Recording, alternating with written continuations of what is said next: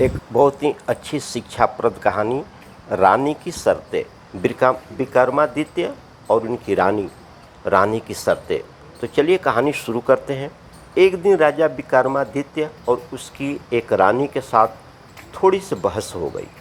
रानी कहने लगी, मैं रूठ गई तो आपको मेरे जैसी रूपवती गुणवान पत्नी कहाँ मिलेगी। राजा बोले, मैं तो तुमसे भी सुंदर एवं गुणवान ऐसे पत्नी ला सकता हूँ जिसका तुम तो किसी तरह से मुकाबला ही नहीं कर सकती। रानी बोली, यदि ऐसा ही बोल रहे हैं तो फिर चबोली को पकड़ करके लाओ, तब जानूँ। राजा तो उसी वक्त चबोली से शादी करने चल पड़ा। चबोली बहुत ही सुंदर रूपवती गुणवान थी। हर राजा उससे शादी करने की इच्छा रखते थे, पर चबोली ने भी एक शर्त रखी हुई थी कि जो व्यक्ति स्त्री के 4 पहरों में 4 बार उसके मुंह से बुलवा दे उसी से वह शादी करेगी, और जो उसे न बुलवा सके उसे कैद।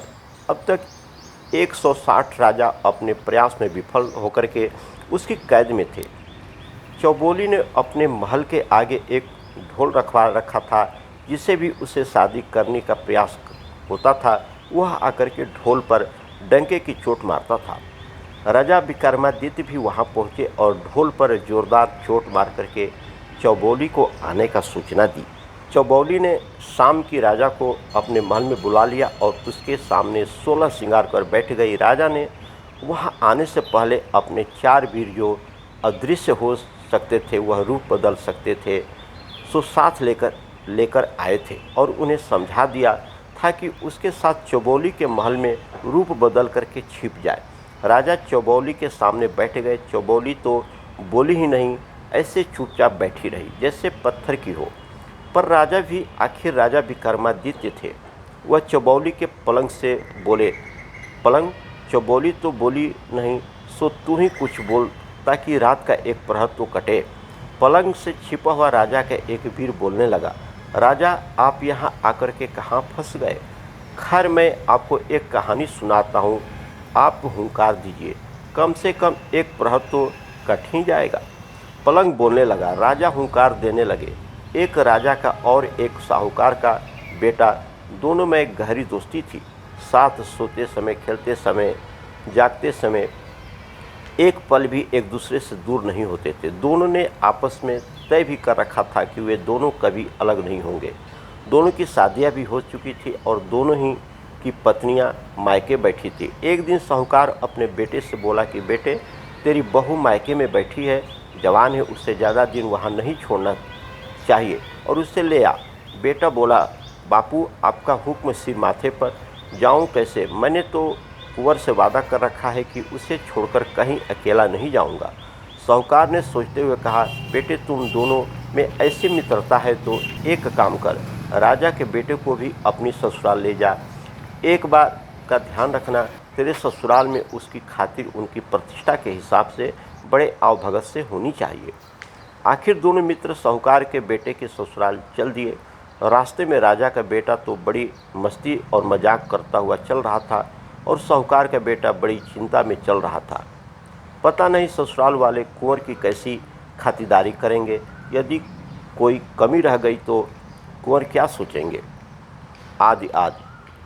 चलते चलते रास्ते में एक देवी का मंदिर आया, जिसके बारे में ऐसी मान्यता थी कि वहाँ देवी के आगे जो मनोरथ मांगो पूरा हो जाती है, हीनों को पुत्र मिल जाती है। साहूकार के बेटे ने भी देवी के आगे जाकर के प्रार्थना की, हे देवी माँ, ससुराल में मेरे मित्र की खातिरदारी, आदर सत्कार वैसा ही हो जैसे मैंने मन में सोच रखा है। यदि मेरे मन की यह मुराद पूरी हो जाए, मैं वापस आते समय अपना मस्तक काट करके आपके चरणों में अर्पित कर दूंगा। ऐसा मनोकामना कर वह अपने मित्र के साथ आगे बढ़ गया और ससुराल पहुंच गया। ससुराल वाले बहुत बड़े साहूकार थे, उनकी कई शहरों में कई दुकानें थी, विदेश से भी उनका व्यापार था। इसके लिए उनके पास अपने जहाज़ थे। पैसे वाले तो थे ही, साथ साथ दिलदार भी थे। उन्होंने अपने दामाद के साथ आए राजा के कुंवर को देख करके ऐसी मान मुनहार और आदर सत्कार किया कि उसे देख करके राजा का कुंवर खुद भौचंगा रह गया। ऐसा सत्कार तो उसने कभी देखा ही नहीं था। दोनों 10 दिन वहाँ रहे। उसके बाद साहूकार के बेटे की वधू को लेकर के वापस चले। रास्ते में राजा का बेटा तो वहाँ किए आदर सत्कार की प्रशंसा ही करता रहा। साहूकार के बेटे ने जो मनोरथ किया था वो पूरा हो गया। रास्ते में देवी का मंदिर आया तो साहूकार का बेटा रुका और बोला, आप चलो, मैं दर्शन करके आता हूँ। राजा का बेटा बोला, मैं भी चलूँ, दोनों साथ साथ दर्शन कर लेंगे। साहूकार के बेटे ने कहा, नहीं, मैंने अकेले में दर्शन करने की मन्नत मांगी है, इसलिए आप रुकिए। साहूकार का बेटा मंदिर में गया और अपना सिर काट करके देवी के चरणों में चढ़ा दिया। राजा के कुंवर ने काफ़ी देर तक इंतजार किया, फिर भी साहूकार का बेटा नहीं आया तो वह भी मंदिर में जा पहुंचा। उन्होंने देखा तो मंदिर में अपने मित्र का कटा सिर एक तरफ पड़ा हुआ था और धड़ एक तरफ। कुंवर के पैरों से जमीन खिसक गई। ये क्या हो गया? अब मित्र की पत्नी और उसके पिता को क्या जवाब दूंगा? कुंवर सोच में पड़ गया कि इस तरह बिना मित्र के घर जाए लोग क्या समझेंगे। आज तक हम अलग नहीं रहे, आज कैसे हो गए? ये सब सोचते सोचते और विचार करते हुए कुंवर ने भी तलवार निकाली और अपना सिर काटकर उस देवी माँ के सामने चढ़ा दिया। उधर साहूकार की बधू रास्ते में खड़ी खड़ी दोनों का इंतजार करते करते थक गई तो वह भी मंदिर के अंदर पहुंची और वहां के दृश्य देख करके हकी बकी रह गई। दोनों मित्र के सिर कटे सौ पड़े थे, मंदिर में लहू बह रहा था। वह सोचने लगी कि अब क्या होगा, कैसे ससुराल में बिना पति के जाकर अपना मुंह दिखाऊंगी, लोग क्या कहेंगे। यह सोच उसने भी तलवार उठाई और जोर से अपने पेट में मारने लगी। तभी देवी माँ प्रकट हुई और उसका हाथ पकड़ लिया। साहूकार की बधू देवी से बोली, हे देवी, छोड़ दे मुझे और मरने दे। इन दोनों का तूने भक्षण कर लिया है, अब मेरा भी कर लो। देवी माँ ने कहा, तलवार नीचे रख दें और दोनों के सिर उठाकर उसके धड़ पर रख दें, अभी दोनों को पुनर्जीवित कर देती हूँ। साहूकार की बधू ने झट से दोनों के सिर उठाए और धड़ के ऊपर रख दिए। देवी ने अपने हाथ से उन पर एक किरण छोड़ी और दोनों जीवित हो उठे। देवी अंतर ध्यान हो गई, पर एक गड़बड़ हो गई। साहूकार की बहू ने जल्दबाजी में साहूकार का सिर कुंवर के धड़ पर और कुंवर का सिर साहूकार के धड़ पर रख दिया था। अब दोनों विचार में पड़ गए कि अब ये पत्नी किसकी, सिर वाले की या धड़ वाले की। पलंग बोला, हे राजन, आप न्याय के प्रसिद्ध हैं, अतः आप ही न्याय करें, अब वह किसकी पत्नी होगी। राजा बोले, इसमें पूछने वाली कौन सी बात है, वह महिला धड़ वाले की ही पत्नी होगी। ये सुनते ही चबोली गुस्से में भर करके बोली, वाह राजा वाह, बहुत बढ़िया न्याय करते हो, धड़ से क्या लेना देना, पत्नी तो सिर वाले की ही होगी, सिर बिना धड़ का क्या मोल। राजा बोले, आप जो कह रही हैं वही सत्य है। बजारे ढोल ढोल, चौबेली बोली, पहला बोल, और ढोल पर जोरदार डंका मारा। अब राजा ने चौबोली के कक्ष में रखे पानी के मटके को बताया, हे मटके, एक पहर तू पलंग ने काट दी, अभी भी रात के 3 पहर बचे हुए हैं, तू भी कोई बात बता ताकि कुछ समय कटे। मटका बोलने लगा। मटका एक कहानी कहता है, एक समय की बात है, एक राजा का बेटा और एक साहूकार का बेटा बचपन से ही बड़े मित्र थे, साथ रहते, साथ खेलते, साथ पीते। एक दिन उन्हें बचपन ने नादानी में आपस में एक वचन किया कि जिसकी शादी पहले होगी वह अपनी पत्नी को सुहागरात को अपने मित्र के पास भेजेगा। समय बीता और बात आ गई और समय के साथ दोनों मित्र बड़े होकर साहूकार ने अपने बेटे का विवाह कर दिया। साहूकार की बहू घर आई, सुहागरात का समय बहुत रमझम करती सोहल श्रृंगार किए अपने सन कक्ष में घुसी। आगे देखा साहूकार का बेटा उसका पति मुंह लटकाए उदास बैठा था। साहूकार की बहू बड़ी चतुर थी, अपने पति की यह हालत देख करके बड़े प्यार से हाथ जोड़ करके बोली, क्या बात है नाथ, क्या आप मुझसे नाराज़ हैं? क्या मैं आपको पसंद नहीं हूँ, या मेरे माँ बाप ने शादी में जो दिया हुआ आपको पसंद नहीं? मैं जैसी भी हूँ आपकी सेवा में हाजिर हूँ। आपने मेरा हाथ थमा है, मेरी लाज बचाना अब आपके हाथ में है। साहूकार का बेटा बोला, ऐसी बात नहीं है, मैं धर्म संकट में फंस गया हूँ। बचपन में नादानी के चलते अपने मित्र राजा कुंवर से एक वचन कर लिया था जिसे न निभा सका न तोड़ सका। अब क्या करूँ समझ नहीं आ रहा है। और नहीं, ऐसा क्या वचन दिया आपने, कृपा मुझे भी बताइए। यदि आपने कोई वचन दिया है तो उसे पूरा भी करेंगे। मैं भी आपका इसमें साथ दूंगी। साहूकार पुत्र ने अपनी पत्नी को न चाहते हुए भी बचपन में किए हुए की कहानी सुनाई। पत्नी बोली, हे नाथ, चिंता न करें, मुझे आज्ञा दीजिए, मैं आपका वचन भी निभा लूँगी और अपना धर्म भी बचा लूँगी। ऐसा कह पति से आज्ञा लेकर के साहूकार की वह बहू 16 श्रृंगार करके कुंवर के महल की ओर चल पड़ी। रास्ते में उसे चोर मिले। उन्होंने गहनों से लदी साहूकार बहू को लूटने के इरादे से रोक लिया। साहूकार की बहू ने चोरों से बोली, अभी मुझे छोड़ दीजिए, मैं एक ज़रूरी कार्य से जा रही हूँ, वापस आकर के सारे गहने जेवरात उतार करके आपको दे दूँगी, ये मेरा वादा है, पर अभी मुझे मत रोकिए, जाने दीजिए। चोर बोले, तेरा क्या भरोसा, जाने के बाद आई ही नहीं, और आई भी तो सिपाहियों के साथ आई। बहू बोली, मैं आपको वचन देती हूँ, मेरे पति ने एक वचन दिया था, उसे पूरा करने जा रही हूँ, वह पूरा करके आपको आकर के वचन पूरा कर दूंगी। चोरों ने आपस में सलाह की कि देखते हैं यह वचन पूरा करती है या नहीं, यदि नहीं आई तो कोई बात नहीं, एक दिन लूट का माल न मिला सही। साहूकार की बहू रमझम करती कुंवर के महल की सीढ़ी पर चढ़ गई। कुंवर पलंग पर अपने कक्ष में सो रहा था। बहू ने कुंवर के पैर का अंगूठा मरोड़ जगाया, जागो कुंवर साहब। कुंवर चौंक करके जागा और देखा उसके कक्ष में इतनी रात गए एक सुंदर स्त्री 16 श्रृंगार किए खड़ी है। कुंवर को लगा वह सपना देख रहा है, इसलिए कुंवर ने बार बार आंखें मल करके देखा और बोला, हे देवी, तुम कौन हो, कहाँ से आई हो, और इस तरह से इतनी रात्रि गए, तुम्हारा यहाँ आने का प्रयोजन क्या है। साहूकार की बहू बोली, मैं आपसे बचपन के मित्र साहूकार के बेटे की पत्नी हूँ। आपके मित्र के बीच बचपन में तय हुआ था कि जिसकी शादी पहले होगी वह अपनी पत्नी को सुहागरात में अपने मित्र के पास भेजेगा। सो उसी वचन को निभाने हेतु आपके मित्र ने आज मुझे सुहागरात के समय आपके पास भेजा है। कुंवर को यह बात याद आते ही वह बहुत शर्मिंदा हुआ और अपने मित्र की पत्नी से बोला, हे देवी, मुझे माफ़ कर दीजिए, वो तो बालपन में नादानी से बात हुई थी, आप तो मेरे लिए माँ बहन समान है। कह कर के कुंवर ने मित्र की पत्नी को बहन की तरह चुंदड़ी सिर पर उड़ाई और एक हीरो मोतियों से भरा थाल भेंट कर विदा किया। साहूकार की बहू वापस आई। चोर रास्ते में ही खड़े उसका इंतज़ार कर रहे थे। उसे देखकर आपस में चर्चा करने लगे, ये औरत है तो जवान की पक्की। बहू ने चोरों के पास आकर के बोला, यह हीरो मोतियों से भरा थाल रख लीजिए, ये तुम्हारे भाग्य में ही लिखा था और मैं अभी अपने गहने उतार कर भी आपको दे दूंगी। कहकर वह अपने एक एक कर सभी गहने उतारने लगी। चोरों को यह देख कर के बड़ा आश्चर्य हुआ। वे पूछने लगे, पहले ये बता कि तू गई कहाँ थी और ये हीरे भरा थाल तुझे किसने दिया। साहूकार की बहू ने पूरी बात विस्तार से चोरों को बताई। सुन करके चोरों के मुंह से निकला, धन्य है ऐसी औरत जो अपने पति का वचन निभाने कुंवर जी के पास चली गई, और धन्य है कुंवर जी जिन्होंने इसकी मर्यादा की रक्षा और आदर करते हुए इसे अपनी बहन बना करके इतने महंगे हीरे भेंट दिए।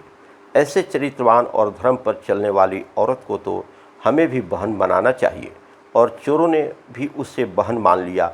उसका सारा धन लौटाते हुए उनके पास जो थोड़ा बहुत लूटा हुआ धन था वो भी उसे भेंट उसे कर दिए और उसे सुरक्षित उसके घर तक पहुंचा दिए। अब मटके राजा से बोला, हे राजा विक्रमादित्य, आपने बहुत बड़े न्याय किए हैं, अब बताइए इस मामले में किसकी भलमानस बड़ी, चोरों की या कुंवर की। राजा बोले, यह तो साफ है कुंवर की भलमानसत ज़्यादा बड़ी है। इतना सुनते ही चबोली को गुस्सा आ गया और वह गुस्से से राजा से बोली, अरे राजा, तेरी अकल कहाँ गई, क्या ऐसे ही न्याय करके तू लोकप्रिय हुआ है। सुन, इस मामले में चोर बड़े भले मानस निकले। जब साहूकार की बहू चोरों को वचन के मुताबिक इतना धन दे रही थी, फिर भी चोर ने उसे बहन बना पास में जो था वह भी दे दिया, इसलिए चोरों की भलमानस ज़्यादा बड़ी है। राजा बोले, चबेली ने जो न्याय किया है वह खरा है। बजा रे ढोली ढोल, चबेली बोली दूजो बोल, और ढोली ने नगारे पर जोर से दो दे मारी। अब राजा चबेली के महल की खिड़की से बोला, 2 घड़ी रात तो कट गई, अब तू ही कोई बात कह ताकि तीसरा पहर कट सके। खिड़की बोली, ठीक है राजा, आपका हुक्म सिरोमाथे और आपको कहानी सुना रही हूँ, आप हुंकारी देते रहना। खिड़की राजा को कहानी सुनाने लगी। एक गांव में एक ब्राह्मण और एक साहूकार के बेटे के बीच बहुत गहरी मित्रता थी। जब वे जवान हुए तो एक दिन ससुराल अपनी पत्नियों को लेने एक साथ रवाना हुए। कई बहुत दूर रास्ता काटने के बाद आगे दोनों के ससुराल के रास्ते अलग अलग हो गए। अतः अलग अलग रास्ते पकड़ने से पहले दोनों ने सलाह मशवरा किया कि वापसी में जो यहाँ पहले पहुँच जाए वो दूसरे का इंतज़ार करे। ऐसे सलाह कर दोनों ने अपने अपने ससुराल का रास्ता पकड़ा। साहूकार के बेटे के साथ एक नाई भी था। ससुराल पहुँचने पर साहूकार के साथ नाई को देखकर एक बुजुर्ग महिला ने अन्य महिलाओं को सलाह दी कि जवाई जी के साथ आए नाई के खातिर में कहीं कोई कमी न रह सके, वरना यह हमारी बेटी के ससुराल में जाकर के हमारी बहुत उल्टी सीधी बातें करेगा और इसकी बढ़िया खातिरदारी करे तो यह वहाँ जाकर के हमारी तारीफ़ों के करेगा, गांव में पुल बांधेगा, इसलिए इसकी खातिरदारी में कोई कमी नहीं रहे। बस फिर क्या था, घर की बहू बेटियों ने बुढ़िया की बात को पकड़ ली, नाई की पूरी खातिरदारी शुरू कर दी। वे अपने जवाई को पूछे या न पूछे पर नाई के हर काम में पहले पूछे। खाना खिलाना हो तो पहले नाई को, बिस्तर लगाना हो तो पहले नाई को। साहूकार का बेटा अपनी ससुराल में मायूस और नाई उसे देख अपनी मुछ मरोड़े। यह देख मन ही मन दुखी हो साहूकार के बेटे ने वापस जाने की जल्दी की। ससुराल वालों ने भी उसकी पत्नी के साथ उसे विदा कर दिया। अब रास्ते में नाई साहूकार पुत्र से मजाक करते चला कि ससुराल में नाई की इज्जत ज़्यादा रही है, जवाई की कम। जैसे जैसे नाई की ये बातें बोली साहूकार का बेटा मन ही मन जल भुन जाता था, पर नाई को इससे क्या फ़र्क पड़ने वाला, उसने तो अपनी बात जारी रखी। ऐसे ही चलते चलते काफ़ी रास्ता कट गया। आधे रास्ते में ही साहूकार के बेटे ने इसी मुनहार वाली बात पर गुस्सा कर अपनी पत्नी को छोड़ नाई को साथ ले चल दिया। इस तरह से बीच रास्ते में छोड़ देने पर साहूकार की बेटी बहुत दुखी हुई और उसने अपना रथ वापस अपने मायके की ओर मोड़ लिया, पर वह रास्ता भटक करके किसी और अनजाने नगर में पहुंच गई। नगर में घुसते ही एक मालवण का घर था। साहूकार रानी ने अपना रथ रोका और कुछ धन दे करके मालवण से उसे अपने घर में कुछ दिन रहने के लिए मना लिया। मालवण अपने बगीचे के फूलों से माला आदि बना करके राजमहल में भेजा करती थी। अब माली फूल तोड़ करके लाए और साहूकारनी नित्य नए नए गजरे मालाएं आदि बनाकर उसे राजा के पास ले जाने हेतु दे देती थी। एक दिन राजा ने माली से पूछा कि आजकल फूलों के ये इतने सुंदर कारीगरी कौन बना रहा है, तुझे तो ऐसे बनाने आते नहीं हैं। माली ने राजा को बताया, हुकुम, मेरे घर एक स्त्री आई हुई है, बहुत गुणवती है, वहीं ऐसे सुंदर सुंदर कारीगरी जानती है। राजा ने हुक्म दिया कि उसे हमारे महल में हाजिर किया जाए। अब क्या करें। साहूकारनी ने बहुत मना किया, पर राजा का हुक्म कैसे टाला जा सकता था। सो साहूकारनी को राजा के सामने हाजिर किया गया। राजा तो उस रूपवती को देख करके आसक्त हो गया। ऐसी सुंदर नारी तो उसके महल में कोई नहीं थी। सो राजा ने हुक्म दिया कि इसे महल में भेज दिया जाए। साहूकारनी बोली, हे राजन, आप तो गांव के मालिक होने के नाते मेरे पिता समान है, मेरे ऊपर कृपा दृष्टि मत रखिए, कुदृष्टि मत रखिए और छोड़ दीजिए। पर राजा कहाँ मानने वाला था, नहीं माना। अतः साहूकारनी बोली, आप मुझे सोचने हेतु 6 माह का समय तो दीजिए। राजा ने स्वयं समय दे दिया, साथ ही उसके रहने के लिए गांव के नगर के बाहर रास्ते पर एक एकांत महल दे दिया। साहूकारनी रोज उस महल के झरोखों से आते जाते लोगों को देखती रहती। कहीं कोई ससुराल या पीहर का कोई जान पहचान वाला मिल जाए तो समाचार भेजा जा सके। उधर रास्ते में ब्राह्मण का बेटा अपने मित्र साहूकार का इंतजार कर रहा था। जब साहूकार को अकेले आते देखा तो वह सोच में पड़ गया। उसने पास आते ही साहूकार के बेटे से उसकी पत्नी के बारे में पूछा तो साहूकार बेटे ने पूरी कहानी ब्राह्मण पुत्र को बताई। ब्राह्मण ने साहूकार को खूब खरी खोटी सुनाई कि बेवकूफ़, नाई की खरीदारी ज़्यादा हो गई तो इसमें उसकी गलती थी। ऐसे कोई पत्नी को छोड़ा जा सकता है क्या? और दोनों उसे लेने वापस चले। तलाश करते करते वे दोनों भी उसी नगरी में पहुँचे। साहूकारनी ने महल के झरोखे से दोनों को देख लिया तो उन्होंने बुलाने के लिए आदमी भेजा। मिलने पर ब्राह्मण के बेटे ने दोनों में सुलह कराई। राजा को भी पता चला कि उसका ब्याहता आ गया तो उसने भी अपने पति के साथ जाने की इजाज़त दे दी और साहूकार पुत्र अपनी पत्नी को लेकर के घर आ गया। कहानी पूरी कर खिड़की ने राजा से पूछा, हे राजा, आपके न्याय की प्रतिष्ठा तो 7 समुंदर दूर तक फैली हुई है। अब आप बताइए कि इस मामले में भलमानस कौन है, साहूकार की या साहूकारनी की? राजा बोले, इसमें तो साफ है, भलमानस तो साहूकार के बेटे की, जिसने छोड़ी पत्नी को वापस अपना लिया। इतना सुनते ही चबेली के मन में तो मानो आग लग गई। उसने राजा को फटकारते हुए कहा, अरे अधर्मी राजा, क्या तू ऐसे ही न्याय कर प्रसिद्ध हुआ है? साहूकार के बेटे की इसमें कौन सी भलमानस है? भलमानस तो उसकी पत्नी की थी, जिससे निर्दोष होने के बावजूद साहूकार ने छोड़ दिया था और उससे रानी बनने का मौका मिलने के बावजूद वह नहीं मानी और अपने धर्म पर अडिग रही। धन है ऐसी स्त्री। राजा बोला, हे चबेली, आपने जो न्याय किया वही न्याय है। बजारे ढोल ढोल। चबेली बोली, तीजो बोल। और ढोली ने नगारे पर जोर से थथथे कर 3 ठोक दी। इस तरह से 3 प्रहार कटने पर 3 बार चबेली के मुंह से बोल बुलवाने में राजा विक्रमादित्य सफल रहे और चबेली भी पहले से ज़्यादा सतर्क हो गई कि अब चौथी बार न बोलना है। राजा ने चबेली के हार को बोला, हे हार, किसी तरह 3 प्रहर तो कट गया, अब चौथा प्रहर तू कोई कहानी सुना करके पूरा करवा दे। हार कहानी सुनाने लगा। एक ब्राह्मण, एक सुनार, एक दर्जी, एक खाती, 4 मित्र थे। चारों एक दिन आपस में सलाह कर कमाने के लिए एक साथ दूसरे प्रदेश के लिए रवाना हुए।